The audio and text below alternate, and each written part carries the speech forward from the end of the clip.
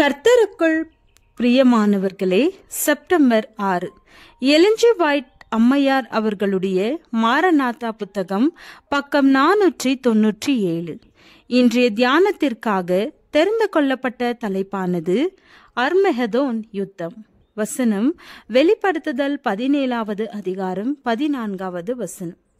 இவர்கள் ஆட்டுக்குட்டியானவருடனே யுத்தம் பண்ணுவார்கள். ஆட்டுக்குட்டியானவர் கர்த்தாதி கர்த்தரும் ராஜாதி ராஜாவுமாய் இருக்கிறபடியால் அவர்களை ஜெயிப்பார். அவரோடு கூட இருக்கிறவர்கள் அழைக்கப்பட்டவர்களும் தெரிந்து கொள்ளப்பட்டவர்களும் உண்மையுள்ளவர்களுமா இருக்கிறார்கள் என்றான். 7வது கலசம் ஊற்றப்படுவதை குறித்து நாம் படிக்க வேண்டியது அவசியம். தீமையின் வல்லமைகள் பெரிய போராட்டம் நடத்தாமல் தங்கள் எதிர்ப்பை கைவிடாது. என்றாலும் இந்த அர்மகெதோன் யுத்தத்திலே தேவ திட்டத்திற்கு முக்கியமான ஒரு பங்கு இருக்கிறது. வெளிப்படுத்துதல் 18ஆம் அதிகாரத்தில் சொல்லப்பட்டுள்ள தூதனின் மகிமையால் பூமி பிரகாசமாகும் பொழுது நன்மை மற்றும் தீமையான அடிப்படை கூறுகள் விழித்து கொள்ளும். ஜீவனுள்ள தேவனுடைய சேனைகள் அப்பொழுது களத்தில் இறங்கும். தேவனுடைய ஊழியக்காரர் நெற்றிகளில் முத்திரை போடப்படும் வரைக்கும் 4 வல்லமையான தூதர்கள் பூமியின் வல்லமைகளை பிடித்து கொண்டிருப்பார்கள். பூமியின் ராஜ்யங்கள் யுத்தம் செய்ய ஆவலோடு இருக்கின்றன. ஆனால் தேவ தூதர்களால் அவைகள் கட்டுப்படுத்தப்பட்டிருக்கின்றன. இந்த கட்டுப்பாடு எடுக்கப்படும் போது வேதனை நிறைந்த ஒரு இக்கட்டு காலம் வரும். பயங்கரமான சாவிற்கேதுவான ஆயுதங்கள் கண்டுபிடிக்கப்படும்.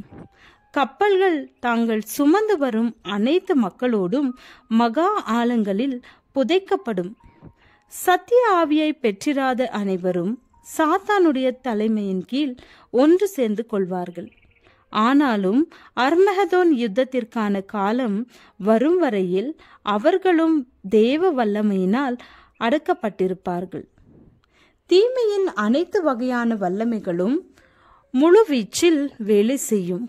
தீய தூதர்கள் தீய மனிதர்களோடு தங்களது வல்லமைகளை இணைத்து செயல்படுவார்கள்.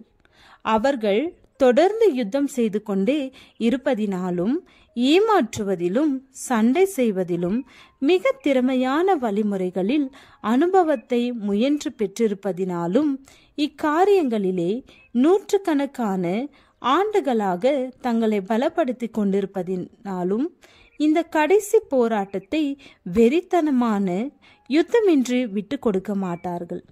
இந்த முக்கியமான கட்டத்தில் உலக மக்கள் அனைவரும் உலகில் காணப்படும் 2 பிரிவுகளில் ஒரு பிரிவை தெரிந்து கொள்வார்கள். அர்மகெதோன் யுத்தம் நடத்தப்படும் அந்நாளிலே நாம் ஒருவரும் உறங்குகிறவர்களாக காணப்படக்கூடாது.